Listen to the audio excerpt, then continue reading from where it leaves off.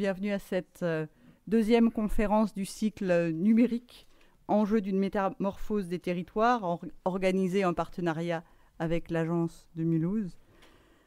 Le numérique, la façon dont nous l'appréhendons par notre quotidien, pour la plupart d'entre nous, principalement par les jeux, par les messageries, les réseaux sociaux, l'accès à l'information, l'échange collaboratif, nous fait percevoir des changements majeurs dans la vie de la plupart des gens.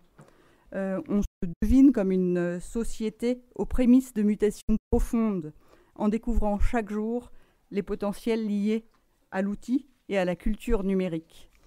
Les élus souhaitent ouvrir les territoires à ces potentiels par les politiques publiques, avec l'idée cependant que l'initiative des développements revient aux acteurs économiques et à la société civile. Sur les territoires, nous intervenons d'abord en complément d'infrastructures, en complétant les infrastructures existantes, avec des négociations avec les opérateurs sur la couverture. Nous cherchons aussi à soutenir nos filières renouvelées par le numérique, habitat, domotique, centrales de mobilité, construction automobile, réalité virtuelle par exemple, santé, équipement d'imagerie médicale. Nous confortons la démocratie participative par ces nouveaux canaux d'information. Nous n'ignorons pas les fractures liées aux usages, que ce soit les risques de perte de compétitivité pour les entreprises qui n'utilisent pas les technologies donc informatiques ou de communication, ou ceux de distanciation de l'accès notamment à l'emploi ou à la culture pour des personnes qui ne maîtrisent pas l'accès aux informations par les nouveaux outils. Pourtant, il nous manque une certaine lisibilité. Nous encourageons de multiples facettes de la culture du numérique sans pour autant en appréhender pleinement ses origines et ses conséquences. Où va-t-on ? Qu'est-ce qui se joue ? Qui gagne et qui perd ? Comment plonger dans un monde devenu incontournable en choisissant notre direction ? L'agence s'interroge sur la nature des changements sociétaux en cours pour faciliter l'adaptation des politiques publiques. Elle en recherche les contours, soupçonnant des mutations anthropologiques, rien de moins. En serait-on à une nouvelle étape, comparable à celle du passage de l'habitat nomade à la ville, dont la densité de stimuli ont organisé par l'externe ce qu'on appelle l'individuation, le fort intérieur, et par là a inventé la démocratie, comme nous l'expliquait Philippe Breton. Le passage à l'outil numérique serait-il de cet ordre ? Faisant émerger par la mise en réseau numérique une réorganisation du fonctionnement des individus, puis de la société, dorénavant plus vivante par ce réseau que par le fort intérieur de chacun. Pour le meilleur et pour le pire. Nous avons bénéficié d'un décryptage brillant pour la première conférence d'un cycle de 3 sur le numérique par Bernard Stiegler. Bernard Stiegler a emprunté à la psychanalyse, aux sciences de la cognition, tout autant qu'à l'économie, à l'histoire et à l'actualité, et il nous a rendu lisibles de grandes alternatives du rapport de la société au numérique, soit en intelligence collective partagée par tous, vers une société, disons, du partage des usages, ou alors vers une confiscation de cette mise en réseau par certains, nous transformant en machines de nos propres outils. C'est ce qu'il appelle la prolétarisation.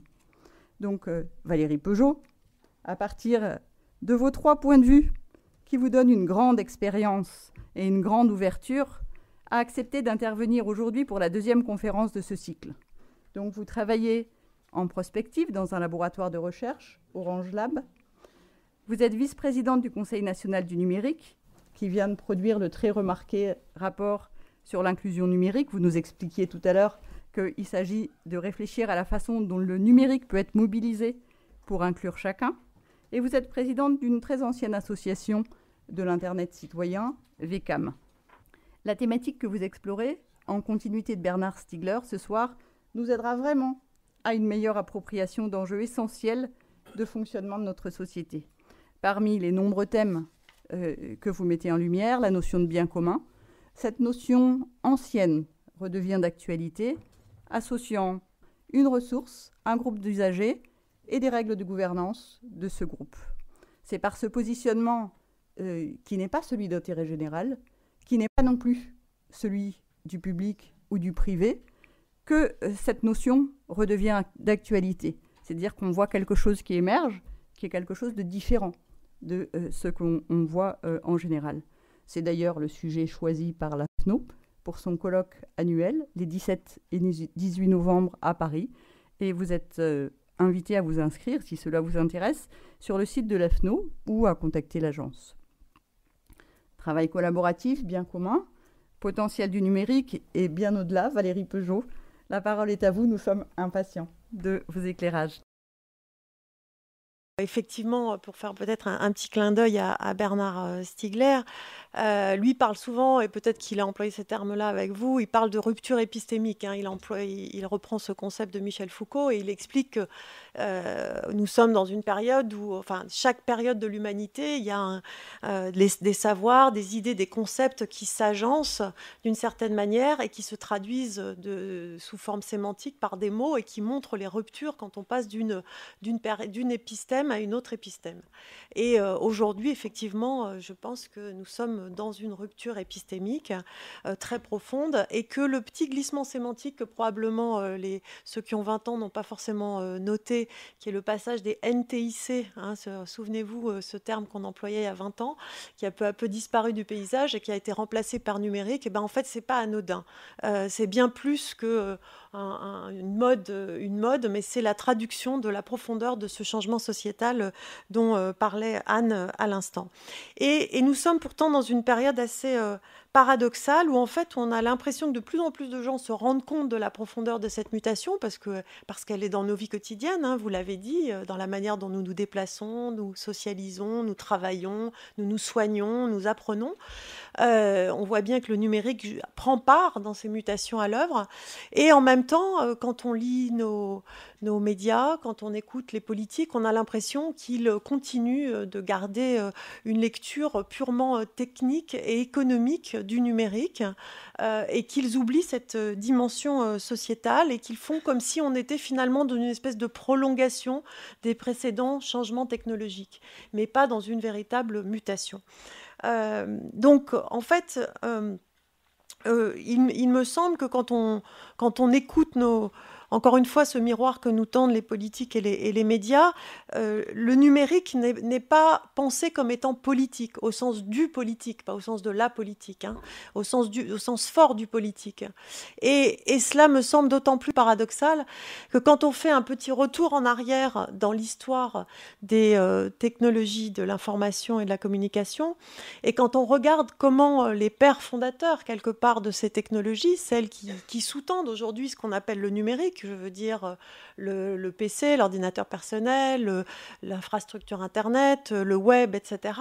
Eh bien, tous ces acteurs-là qui ont inventé ces technologies-là, eux, étaient bien au contraire complètement pétris d'une vision transformatrice, d'une vision sociétale, et ils ont en quelque sorte incorporé cet imaginaire de transformation, un imaginaire de la transformation de la société dans la technologie. Ils l'ont mise dans le code, ils l'ont mise dans leur manière de forger des protocoles, d'inventer des dispositifs techniques.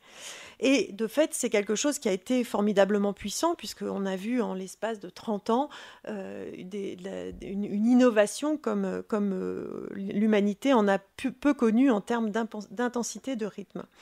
Alors, ces fondateurs, il faut comprendre d'où ils viennent. Je crois que c'est important de faire un petit détour par l'histoire. Les gens, tous ces grandes figures qui ont inventé ces technologies fondatrices, ils se sont d'abord construits contre une vision de l'informatique qui était celle qui était issue de la recherche de la guerre et de l'après-guerre, du complexe militaro-industriel qui était sorti après la Seconde Guerre mondiale et qui était une recherche en informatique pensée comme on pensait dans l'industrie et dont à l'époque le fleuron c'était entre autres IBM, mais IBM qui avait des énormes machines qui marchaient de façon séquentielle comme on organisait l'industrie. Et ce qui est plus important, c'est que ces figures qui ont inventé le numérique dont nous voyons les effets aujourd'hui, eh bien, elles ont baigné dans un mouvement contre-culturelles des années 70 dont elles se sont complètement imprégnées. Et ça, c'est quelque chose dont nous, on a peu conscience vu de France, parce que c'est probablement plus visible pour ceux qui vivent aux États-Unis, mais il s'est opéré à la fin des années 70 et au début des années 80 une rencontre entre deux mondes qui, a priori, n'avaient pas grand-chose à se dire et qui se sont transformés l'un l'autre. D'un côté, on a un mouvement contre-culturel de ce que Fred Turner, qui a écrit un livre formidable qui vous raconte tout ça en détail, qui est absolument passionnant, qui s'appelle De la contre-culture à la cyberculture aux sources de l'utopie numérique. Fred Turner raconte comment on a tout un courant de ce qu'on appelait les hippies qui ont fait un retour à la terre.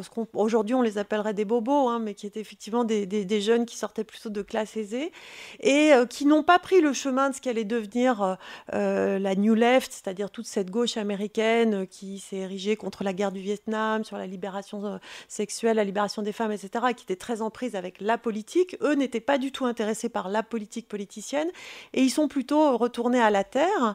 Et cette partie du mouvement hippie était vraiment dans une logique de transformation individuelle et collective en s'appuyant sur des outils. Et ces outils étaient la pelle et la pioche pour aller cultiver, mais c'était aussi le LSD. On était dans la grande époque du LSD. Ils pensaient le LSD comme aussi un vecteur de transformation. Et puis très vite, grâce à des personnages dont le plus connu est Stewart Brand, une connexion s'est faite avec des labos de recherche de la côte ouest des États-Unis, notamment autour de l'université de Stanford, et avec des chercheurs comme par exemple Doug Engelbart, qui est un chercheur qui a inventé, qui est à l'origine de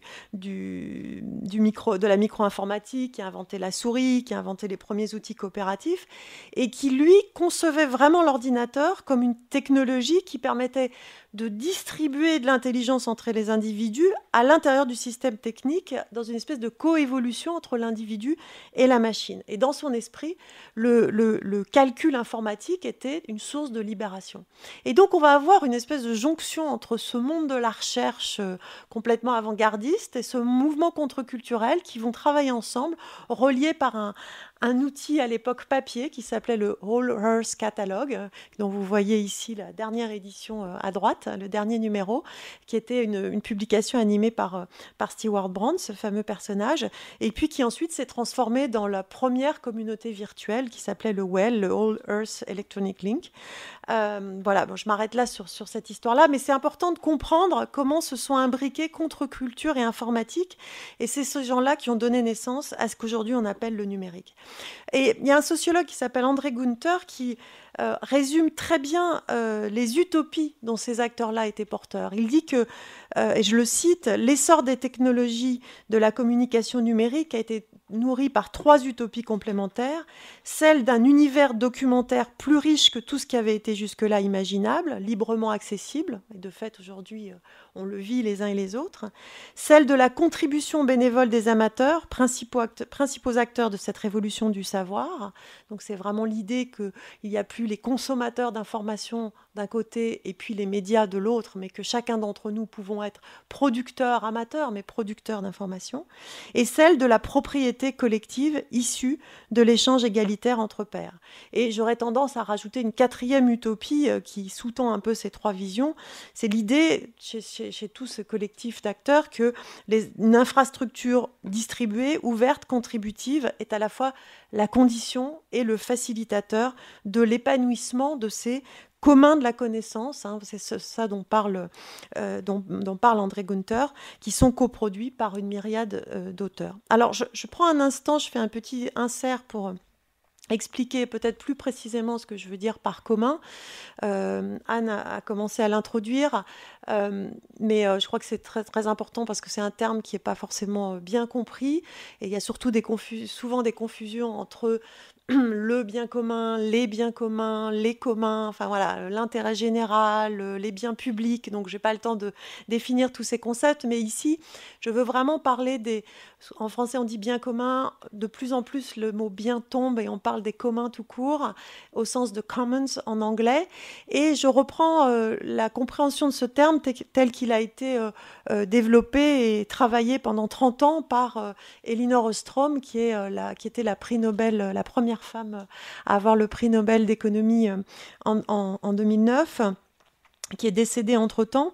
Et Elinor Ostrom, donc, qui a passé toute sa vie à faire des recherches sur les communs à travers la planète entière, a fini par vraiment très, très bien les définir. L'idée, c'est d'avoir une ressource en partage. Et cette ressource peut être une ressource naturelle, une forêt, un pâturage, une rivière, ou une ressource immatérielle, un savoir, une connaissance, une information, un bout de code, peu importe. Et cette ressource va échapper au régime traditionnel que nous connaissons depuis la fin du XVIIIe siècle, qui sont soit le régime de gestion en propriété privée, soit le régime de gestion en propriété publique, pour rentrer dans un régime de gestion en commun par un collectif qui échappe même au terme de propriété. Et ce qui est important dans les communs, c'est à la fois cette ressource qui est partagée, donc une ressource en partage, mais c'est surtout la communauté qui va s'organiser autour de cette ressource pour la protéger, la faire fructifier, la faire grandir, la faire s'épanouir, et qui va organiser des règles de gouvernance pour la protéger. Les communs, Anne l'a mentionné aussi très rapidement, il faut comprendre qu'entre le XIIe et le XVIIIe siècle, il y avait une énorme partie de notre territoire qui était gérée comme ça. Au Japon, ça a été jusqu'à 1/3 des terres agricoles du Japon qui étaient gérées en commun. Et ces communs ont disparu à la fin du XVIIIe siècle sous, je dirais, 2 coups de boutoir. D'une part, la révolution industrielle, qui a amené des grands mouvements migratoires vers les villes et où les propriétaires terriens ont remis la main sur les terres qui étaient en commun. Et puis, en même temps, une révolution idéologique, puisque avec la pensée libérale, eh bien, on s'est finalement tous convaincus que la meilleure manière de gérer, c'était le marché. Voilà, je m'arrête sur cette parenthèse, mais comme je vais reparler des communs régulièrement, je voulais qu'on s'entende bien sur ce que je voulais dire. Donc, pour finir sur je reviens sur la vision historique, vous l'aurez compris, cette vision historique de la technologie était complètement pétrie d'un imaginaire politique très très fort. Alors, où en sommes-nous 30 ans plus tard ? Je dirais que nous sommes dans une période de cohabitation entre 3 logiques portées par 3 types d'acteurs. Et je vais reprendre comme métaphore une expression que j'emprunte à Éric Rémond, qui est une des grandes figures de l'open source. Et il a écrit un livre qui s'appelle La cathédrale et le bazar. Dans sa perception des choses, la cathédrale, c'est le monde du logiciel propriétaire qui est développé sur un mode centralisé, hiérarchique dans une entreprise traditionnelle. Et le bazar, eh bien, c'est la créativité du logiciel libre ou du logiciel open source qui est développé en mode coopératif, horizontal, réticulaire. Et je reprends cette métaphore pour l'étendre bien au-delà du logiciel, parce que, par extension, on peut considérer que l'utopie des pères fondateurs dont je parlais tout à l'heure, c'est vraiment cette utopie du bazar, mais au-delà du monde logiciel, étendu au hardware, au réseau et au numérique en général.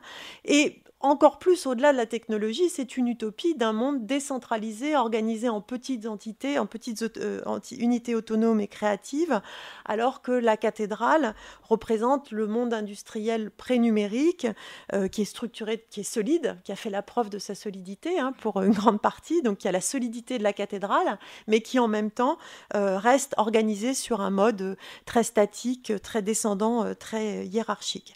Donc aujourd'hui, on retrouve ces 2 modèles. Le modèle de l'utopie fondatrice, elle continue de structurer notre monde numérique, et notamment elle structure Internet et le web. Pourquoi ? Quand vous regardez comment fonctionne Internet, comment fonctionne le web, il s'appuie sur des protocoles ouverts, qui sont des protocoles interopérables, qui sont donc des communs. Ce sont des ressources immatérielles qui sont partagées par tous, et c'est ce qui a permis, avec un autre principe fondateur qui est celui de la neutralité du net. Je ne sais pas si tout le monde est familier de ce concept. Alors, la neutralité du net, c'est une idée toute simple, c'est que dans les tuyaux, par lesquels on envoie aussi bien des emails que des vidéos, que des textes, etc., tout contenu, toute information doit être acheminée de la même manière, quel que soit ce contenu et qui que soit l'émetteur et le destinataire. Donc vous pouvez être un individu ou une grande multinationale, vous pouvez transporter un mail ou une vidéo de X gigaoctets, peu importe, il doit être acheminé dans les mêmes conditions. Et ce principe de neutralité du net, plus les protocoles ouverts dont je vous parlais, ce sont des communs qui ont expliqué que pendant 2 décennies, on a vu exploser littéralement la créativité, puisque tout le monde, on pouvait être toujours la fameuse image du créateur dans son garage, on pouvait être tout seul dans son garage ou on pouvait être une petite start-up ou une grande entreprise et s'appuyer sur ces communs pour innover, pour créer et le résultat, on le voit aujourd'hui, c'est une formidable innovation qui perce tous les jours dans nos vies quotidiennes. Mais il y a d'autres communs que ces communs essentiels. Il y a des communs des savoirs. Le plus connu, je pense que la plupart d'entre vous l'utilisez quasiment peut-être tous les jours, enfin très régulièrement, c'est Wikipédia.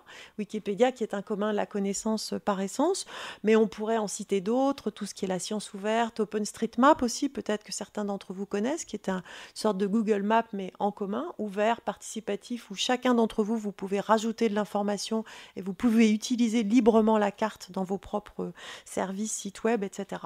Donc vous voyez, on a toujours de façon très présente le modèle du bazar dans le monde numérique qui est le nôtre. Et on a aussi, bien sûr, des acteurs qui sont venus plutôt de l'époque pré-numérique, qui sont plutôt, qu'on pourrait rattacher au modèle cathédrale, et que ces acteurs, ils ont été depuis 20 ans bousculés, on va dire même fortement bousculés par le numérique. Dans les plus bousculés en premier lieu, il y a eu les médias, bien sûr, les télécoms, également les industries culturelles. Mais aujourd'hui, on voit que ce ne sont pas que ces secteurs-là. L'hôtellerie, le tourisme, l'éducation, la santé sont également des acteurs qui viennent du monde pré-numérique et qui sont aujourd'hui obligés de se repenser pour passer du modèle cathédrale à un modèle peut-être plus inspiré du modèle bazar. Mais j'insiste sur le fait qu'il y a un troisième ensemble qui émerge et qui nous fait dépasser cette dichotomie. Et ce modèle-là, il est porté par, aujourd'hui, on a mis longtemps à le percevoir, parce que comme il venait du monde du bazar, on les a assimilés au monde du bazar, et en fait, on s'aperçoit qu'aujourd'hui, ce sont des acteurs qui sont au contraire en train d'évoluer vers ce qu'on pourrait appeler des silos, qui sont ce que le chercheur Hervé Lecronier appelle des vecteurs. Ce sont ce qu'on couramment maintenant on appelle les GAFAT, comme abréviation de Google, Amazon, Facebook, Apple et Twitter.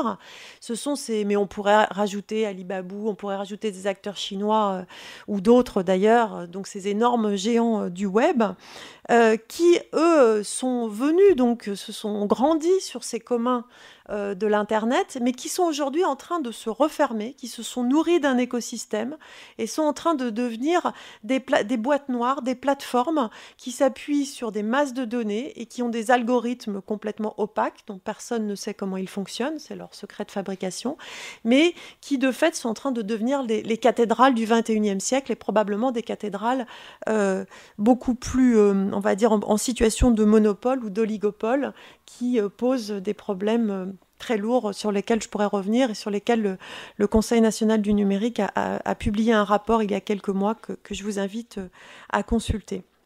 Et donc aujourd'hui, nous sommes dans cette période où on a finalement ces trois familles avec des alliances mouvantes, parfois entre les familles, qui sont en tension. Et les champs de bataille, je dirais les champs de tension de ces trois familles, je vais juste les nommer parce que je n'ai pas le temps de les présenter, mais peut-être dans le débat, on pourra revenir là-dessus. Ce sont la neutralité du net. On voit bien que là, il y a une très forte tension. Je ne sais pas si vous avez vu encore, il y a une actualité parce que la FCC aux États-Unis est en train de vouloir bouger, de revenir sur ce principe et que Netflix et d'autres acteurs du web réclament un maintien de la neutralité du net. Donc c'est un premier champ de bataille. Le deuxième, c'est la propriété intellectuelle, où là, la bataille se passe plutôt avec le monde des acteurs culturels, de l'industrie culturelle. Et un troisième champ de bataille sur lequel je m'étendrai un petit peu plus tout à l'heure, qui est le monde des données. Voilà, pour moi, il y a trois champs où ces forces s'affrontent. Alors, Pourquoi je vous parle de tous ces détours historiques et cette toile de fond? Elle me paraît indispensable avant de parler des territoires, parce qu'on ne peut pas comprendre ce qui se passe quand le numérique percute nos territoires si on ne comprend pas toute cette histoire et si on n'a pas toute cette, enfin en tout cas à mes yeux, si on n'a pas toute cette toile de fond dans le paysage. Alors, je pense que un certain nombre d'entre vous, en tout cas à l'ADEUS c'est sûr, mais probablement beaucoup d'entre vous dans la salle ont déjà entendu parler de villes connectées, de villes intelligentes, de smart city, voilà, qui n'a jamais entendu ces termes-là? Voilà, donc maintenant c'est vraiment rentré dans le vocabulaire. On entend beaucoup parler de smart city, hein, plus particulièrement. Qui est en ce moment, vous savez que tout est smart, hein, nos téléphones sont smart, etc. Il n'y a plus que les humains qui ne sont pas très smart. Là encore, je voudrais faire un petit arrêt sur image sur la sémantique parce que je pense que ces concepts-là, et notamment le concept de Smart City, lui aussi, il embarque une part d'idéologie, une part de vision sociétale, et qu'il faut en avoir conscience quand on est des acteurs des territoires, comme un grand nombre d'entre vous dans cette salle, et que quand on se pose la question de la manière dont le territoire peut s'approprier le numérique, et bien de savoir que derrière ces concepts, il y a une certaine vision du monde. Et après, on est d'accord, on n'est pas d'accord, mais on peut construire à partir de ce décryptage, de cette compréhension. En l'occurrence, dans les territoires, on voit qu'il y a différents acteurs qui se positionnent autour de, on va dire, la ville connectée, hein, je le prends comme le terme le plus neutre, et que ces communautés d'acteurs sont porteurs d'imaginaires qui sont parfois très différents, parfois même antinomiques, qu'il y a de la controverse et qu'il faut être conscient de cette controverse. Mais je vais faire encore, avant de vous expliquer un peu les termes de cette controverse, je vais faire encore un autre petit détour historique. Et alors là, je vais parler, je me lance, je parle sous le contrôle des urbanistes, architectes, etc., qui sont dans la salle. Si je dis des bêtises, vous me corrigez. Mais ce qui est intéressant, c'est que je me suis amusée à remonter un petit peu dans l'histoire de la rencontre entre la ville et des technologies structurantes.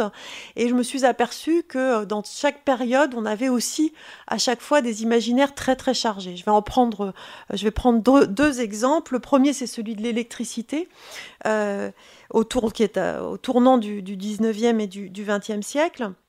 Rappelez-vous, fin du 19e, industrialisation à tout crin, qui s'était construite autour de la machine à vapeur, mouvement migratoire, des populations entassées dans les villes, avec une paupérisation dramatique, des problèmes de santé publique terribles, etc.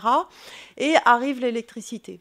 Et là, on voit un certain nombre d'acteurs, je pense notamment à Émile Zola dans son livre Le Travail qui est paru en 1901, qui se disent « Ouf, ça y est, on a une solution. Avec l'électricité, on va pouvoir sortir de ces concentrations humaines autour des machines à vapeur, on va pouvoir avoir des petites unités de production, on va pouvoir retourner à l'esprit de l'atelier et on va pouvoir sortir les ouvriers de cette condition terrible de l'entassement dans les villes, etc. » Et pareil, hein, l'anarchiste russe Pierre Kropotkin, lui aussi, il imagine l'électricité comme le vecteur de communes autonomes, autogérées, autosuffisantes. Donc vous voyez, il y avait déjà un imaginaire qui était plutôt du côté du bazar, là aussi, au moment où l'électricité est arrivée. Bon, vous savez ce qui est advenu, c'est pas exactement ça, hein, très exactement le contraire en l'occurrence.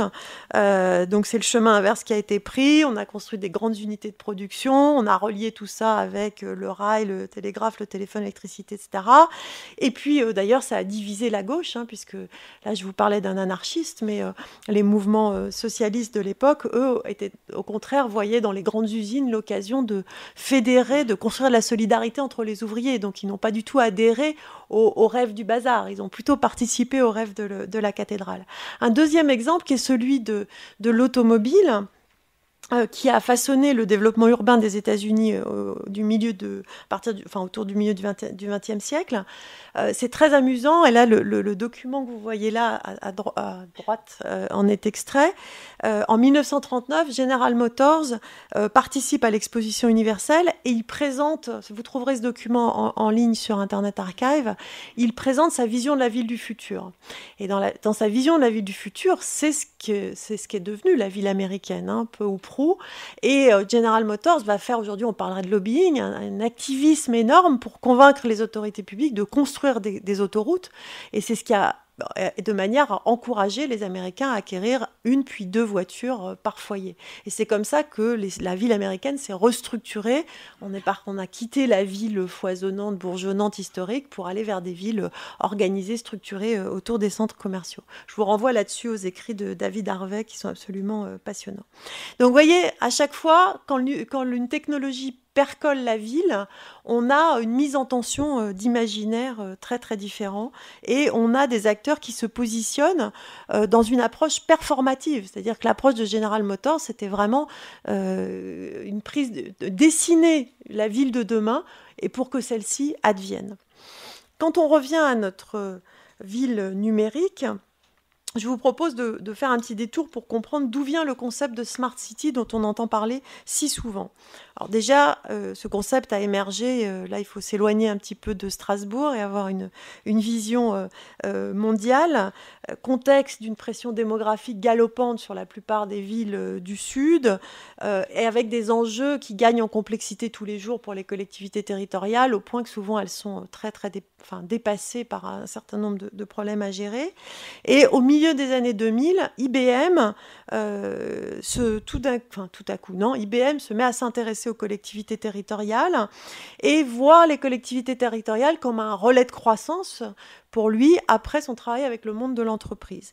Et IBM pense pouvoir appliquer les recettes utilisées dans le monde de l'entreprise pour améliorer la gestion des villes, les faire gagner en efficacité, en productivité, etc. Et puis derrière ça, il y a un autre objectif qui est en général moins clairement énoncé, mais que si vous prenez le temps de regarder un peu les écrits d'IBM, vous verrez qu'il ressort assez clairement. L'idée, c'est de promouvoir de plus en plus de PPP, de partenariats publics-privés entre les entreprises et les collectivités territoriales, et entre IBM plus particulièrement et les collectivités territoriales, et d'amener progressivement les collectivités territoriales à migrer ce qu'étaient autrefois des services publics vers le secteur privé. Donc il y a vraiment une forme d'idéologie dans la conception de la Smart City. Et donc en 2008, le PDG d'IBM lance le programme Smarter Planet. Bon, je n'ai pas le temps de vous détailler. Pendant plusieurs années, IBM va mettre ses consultants gracieusement au service des villes pour organiser des grands colloques sur les Smart Cities, qui est un outil à la fois de propagande et d'acculturation de ses propres équipes. Et puis, il lance en 2011 sa solution, qui est l'Intelligent Operations Center for Smarter Cities, qui est ce que j'appelle une vision panoptique de la ville numérique, c'est-à-dire que IBM se propose de fournir aux collectivités territoriales une plateforme centralisée qui permet de rassembler toutes les données qui proviennent de différentes sources de la ville, de manière à ce que l'acteur public ou l'acteur privé, ou les deux en même temps, ait une espèce et entre les mains l'ensemble des informations qui remontent de la ville. Alors, ça rappelle pour les urbanistes la vision planificatrice d'un Le Corbusier ou d'un Niemeyer, etc. Alors, ça, c'est la vision, je dirais, un peu extrême et caricaturale de la Smart City. Il y a plein d'autres entreprises, il n'y a pas qu'IBM, mais c'est eux qui ont été fer de lance. Il y a Cisco, il y a Schneider Electric, Orange aussi en participe, etc. Toutes n'ont pas ce discours-là. La caricature, on peut dire, de la ville panoptique, c'est celle que vous voyez s'afficher à l'écran. C'est une ville comme Songdo en Corée ou Masdar dans les Émirats Arabes Unis, qui sont des villes nouvelles et qui ont été complètement construites dans cette philosophie-là, c'est-à-dire qu'on a incorporé dans les infrastructures des capteurs partout. Il y a des câbles qui parcourent tous les sous-sols, des dispositifs de téléprésence qui permettent de consulter son médecin à distance, de suivre un cours sans sortir de chez soi. Il y a des caméras de sécurité partout, etc., etc. Bref, mais ça, c'est le modèle extrême. Évidemment, la réalité, telle que la plupart des villes qui ont commencé à travailler autour des smart cities, elle est plus nuancée que cela, et heureusement d'ailleurs, je pense. Elle est plus nuancée que cela. Mais ce qui est important de comprendre, et c'est pour ça que moi je préfère, plutôt que de parler de smart city, je préfère de parler de data city, parce que ce qui structure vraiment cette ville connectée, finalement, c'est moins ces infrastructures. On parle beaucoup du grid, voilà, les infrastructures sont la condition d'une ville connectée, bien sûr, mais à l'arrivée, ce qui va produire de l'intelligence, du service, de l'usage, ce sont les données qui sont récoltées par ces infrastructures. Et je vous donne un exemple. La ville de New York, dans son bureau de planification politique et stratégique, a mis en place une data squad, une équipe de data analystes qui passent leur journée à fouiller les données de la ville et qui essayent, par exemple, d'identifier plus rapidement les restaurants qui rejettent des huiles grasses dans les égouts de la ville avec des capteurs installés dans les égouts, ou qui essayent de repérer les immeubles à risque d'incendie, bref, qui sont dans une démarche prédictive. Et ça, c'est un point très très important, c'est qu'on sent dans l'imaginaire associé aux données, en particulier ce qu'on appelle le big data, une dimension prédictive qui est très très importante parce qu'elle convoque un imaginaire très fort. C'est pas nouveau que les humains aient envie de lire l'avenir. Rappelez-vous la Pity, elle est pas née de la dernière pluie. Mais avec le big data, on est dans une espèce de saut où l'humanité a l'impression qu'elle va pouvoir se tendre à elle-même le miroir du futur à travers ces données.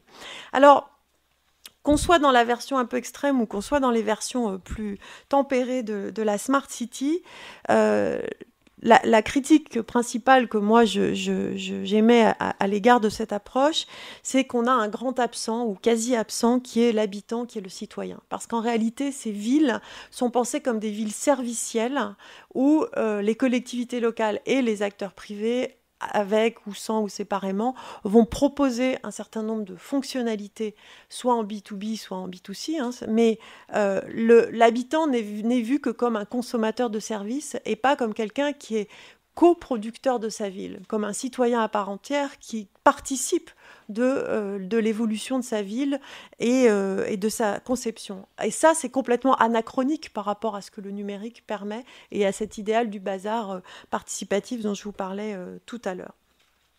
Pour autant, on voit bien qu'il y a des tas de collectivités territoriales qui essayent de faire autrement, mais qui n'y arrivent pas. C'est-à-dire qu'on a...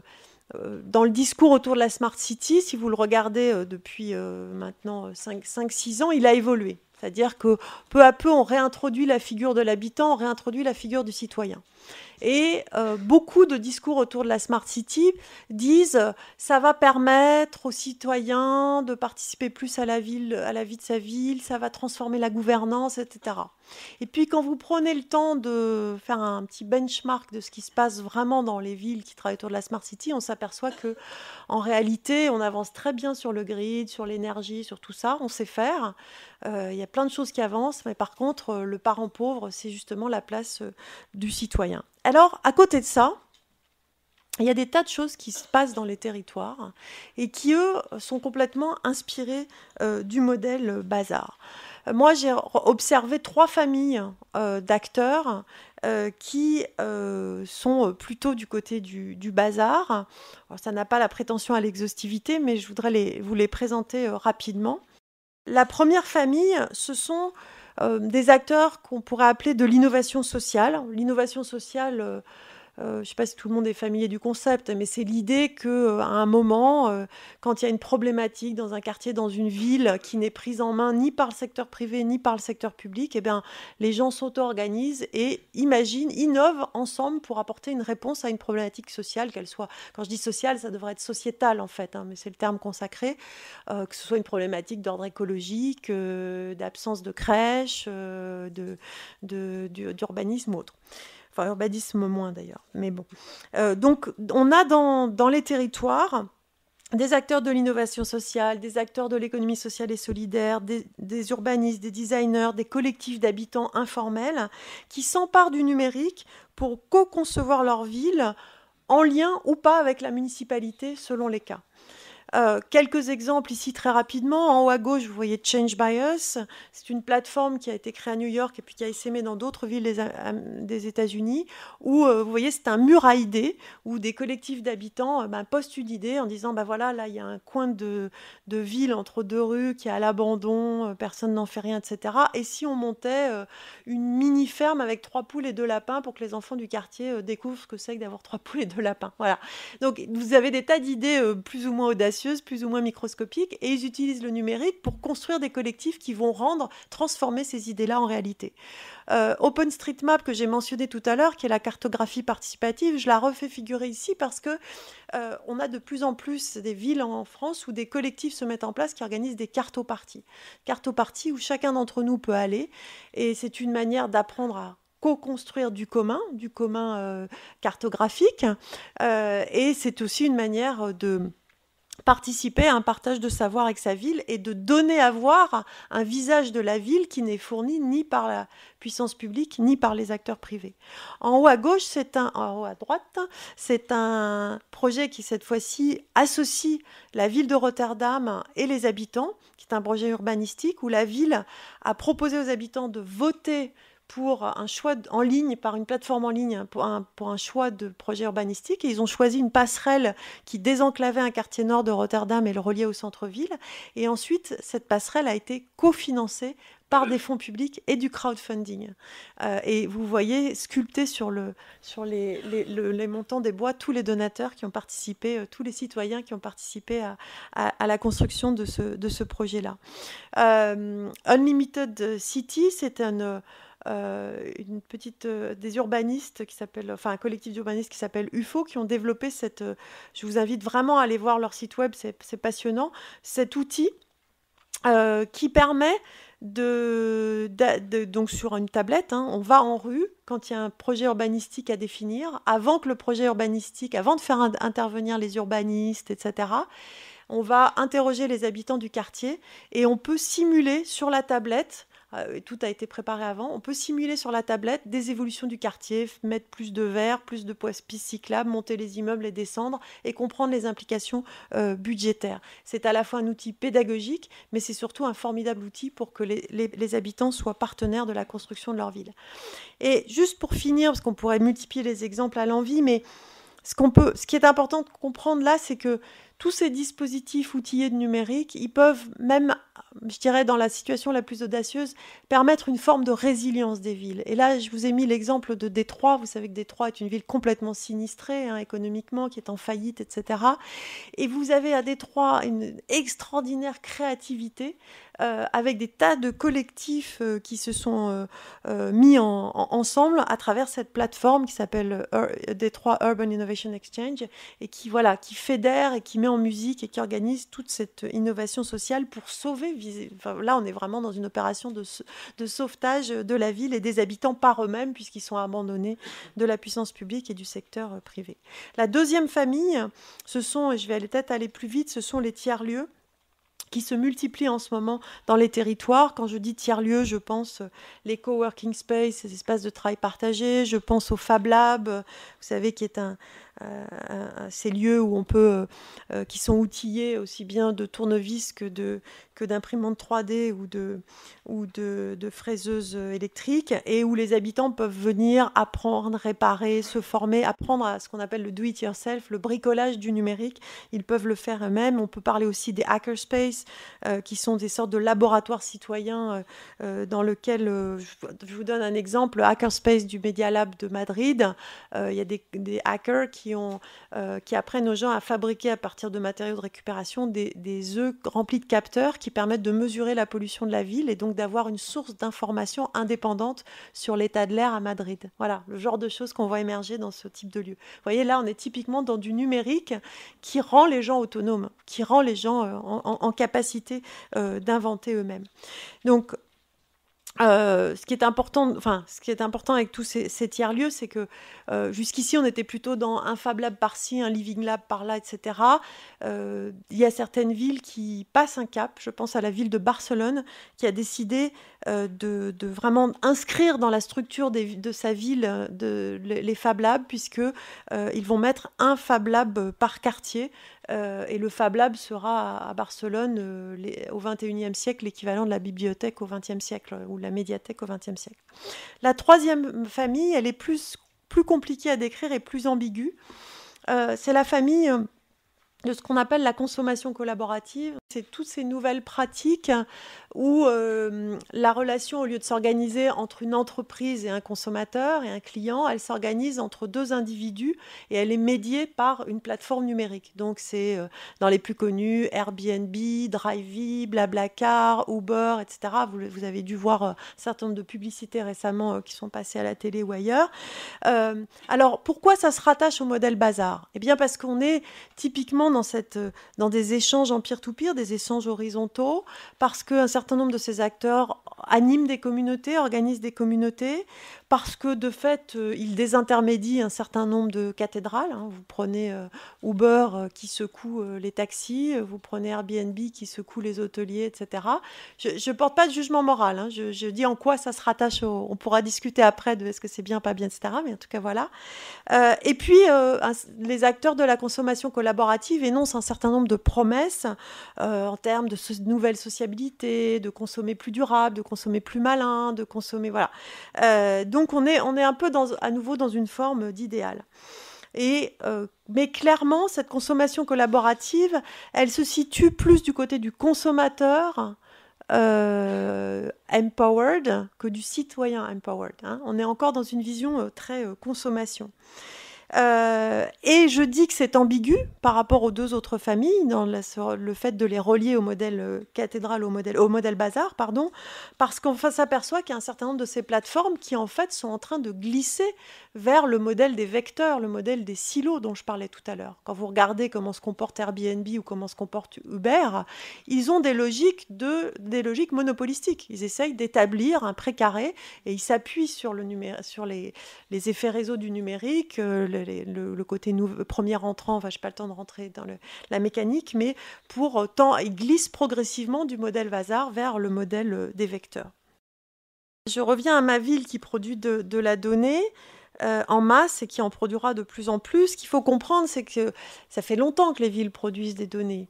Mais jusqu'ici, ces données, elles étaient enfermées, elles étaient destinées à un usage très spécifique. Alors là, je vais parler pour le coup de la municipalité. Bon, ça fait longtemps qu'on collecte des informations sur les ordures ménagères dans la ville. Ça fait longtemps qu'on collecte des informations sur la population, les mouvements démographiques, etc. Ce qui change, c'est que de plus en plus, ces données ont vocation à circuler, à être ouvertes, à être croisées, à être enrichies, à être augmentées, etc. Et ça va poser des tas de nouvelles questions. Des tas de nouvelles questions sur le modèle de développement de la ville de demain. Premier questionnement, la data city devient de plus en plus invisible. Ça fait longtemps qu'on a un certain nombre d'infrastructures qui sont enfouies sous la chaussée, nos égouts, nos câbles électriques, etc. Mais en même temps, on sait qu'ils sont là. Demain, vous voulez soulever une plaque d'égout ou vous voulez démonter un bout de chaussée, vous pouvez toujours aller voir. Là, on est en train d'intégrer des infrastructures qui se miniaturisent de jour en jour. On passe ce qu'on appelle les MEMS aux NEMS. Le N, c'est pour nano, donc on passe de microstructure à nanostructure. Par exemple, on va intégrer des dispositifs communicants dans les ponts, dans les ouvrages d'art, qui vont nous permettre de surveiller en permanence l'état de ces ouvrages d'art et de s'assurer qu'ils ne sont pas en train de se fragiliser. Donc, avec des très bonnes intentions. C'est pas le problème, je ne porte pas de jugement moral là-dessus. Mais par contre, il faut avoir conscience qu'on est en train d'aller vers des infrastructures complètement invisibles. Et ça, c'est un vrai problème politique. C'est un vrai problème politique parce que du coup, qui sait où sont ces infrastructures? Qui sait où vont être mis les capteurs? Qui sait, si on veut désamorcer des capteurs, qui aura le pouvoir de les désamorcer? Qui aura le pouvoir de les enlever éventuellement? Il y a la sociologue Saskia Sassen, américaine, qui est une grande, qui est connue pour son ouvrage fameux sur la ville globale, entre autres. Elle réclamait que les infrastructures de la ville soient accessibles, parce que pour elle, c'est la condition que les citoyens soient en prise avec leur ville. Donc elle réclamait ça déjà depuis longtemps. Donc vous imaginez avec ces capteurs qui vont se cacher dans tous les replis de la ville, ou dans l'Internet des objets, etc. Donc là, on a un vrai problème, et qui pose évidemment un problème de liberté publique. Qui sera demain le maître des capteurs et le maître des données? Ça, c'est une vraie question. Et puis, au-delà de la connaissance sur l'existence des dispositifs techniques et des données produites, la deuxième question liée à la visibilité, c'est qui peut utiliser ces données? Donc, qui a la main sur ces données? Qui aura les droits d'usage sur ces données? Et aujourd'hui, il n'existe pas vraiment de réponse claire à ces questions, parce qu'en fait, on est encore dans une phase intermédiaire où on mélange toutes sortes on parle de données en général, et c'est pour ça que le terme big data, il est tellement désagréable, parce que voilà, big data, à part de dire qu'il y a de la masse de données, on ne sait pas d'où proviennent ces données, qu'est-ce qu'elles font, comment elles circulent, etc. Et aujourd'hui, si on se penche sur les données qui existent dans une ville, et qu'on se demande qui est aujourd'hui producteur de données, on s'aperçoit qu'il y a plein de catégories d'acteurs. Il y a bien sûr la puissance publique, la collectivité territoriale, mais il y a aussi des acteurs autrefois de services publics, qui remplissent des missions de service public. Ça va être, vous parliez d'Internet des objets, c'est EDF avec ses compteurs intelligents, qui va produire de la donnée. C'est chacun d'entre nous sur les réseaux sociaux, quand on utilise Facebook, etc. etc. C'est vous, si demain vous participez à une cartopartie, c'est les magasins qui produisent de la donnée. Bref, on est dans une espèce de bloubi-boulga comme ça intellectuel. On a de la donnée produite par des tas d'acteurs et on ne sait plus qui a des droits sur quoi. Et surtout, ce qui complexifie, c'est qu'en fait, une grande partie de ces données sont coproduites. Et elles sont coproduites comment? Elles sont coproduites par vous et nous, par nous et par des entreprises à l'occasion d'un service rendu. Typiquement, la donnée électrique, pour reprendre cet exemple, c'est vous, dans votre consommation d'électricité, par votre usage de l'électricité, vous produisez une information, mais en même temps, bien évidemment, s'il n'y avait pas EDF, vous ne l'auriez jamais produite. Donc elle est coproduite par EDF et par vous. Or, aujourd'hui, tout se passe comme si on était... en fait, le droit, tel qu'il est aujourd'hui, de façon, je simplifie à outrance, mais on est soit dans de la donnée personnelle, et auquel cas vous rentrez dans un régime de liberté publique, ça c'est quand c'est de la donnée identifiée, qui est rattachée à votre personne, soit on est dans de la donnée agrégée, anonymisée, et à ce moment-là, on considère que finalement, la donnée, elle peut, l'entreprise, elle peut en faire ce qu'elle veut. Et ça, c'est une vraie question aujourd'hui, qui est un principe qui peut être tout à fait discuté et discutable. Tant que les données EDF servaient juste à vous envoyer votre facture d'électricité, effectivement, on peut considérer que le droit d'usage allait à EDF et que à EDF. À partir du moment où cette donnée numérisée, EDF va pouvoir en faire autre chose, eh bien, on peut se poser la question du droit d'usage du détenteur du compteur, de l'habitant chez qui le compteur a été installé. Et ça, je prends cet exemple, mais on pourrait le prendre sur plein d'autres choses. Alors, aujourd'hui, on est, par rapport à cette question du partage des données, de partage de l'usage des données, on est à un moment un peu charnière. Si on prend les données de collectivités territoriales, vous savez qu'on a fait une sorte de bond en avant avec le mouvement Open Data. Tout le monde est familier du concept Open Data ? Ok, donc, quand je dis on a fait un bond en avant, il y a encore plein de collectivités territoriales qui ne pratiquent pas l'open data, voilà. Mais c'est un mouvement qui est quand même enclenché, dans de nombreuses villes, dans de nombreux pays, et on a vraiment le sentiment que c'est quelque chose qui ne va pas s'arrêter. Mais là encore, quand on parle d'open data, on parle de données produites par la collectivité locale. Or, la question, c'est quid des données produites par les citoyens et par les entrepreneurs? Est-ce qu'elles vont aussi faire partie de cette open data?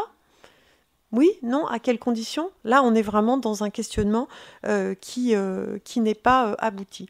Alors, je vais vous raconter rapidement deux expériences qui réfléchissent à cette question du partage de l'usage des données. Une expérience qui est menée à Orange et une autre qui est portée par l'AFING, mais à laquelle Orange est également associé et partenaire.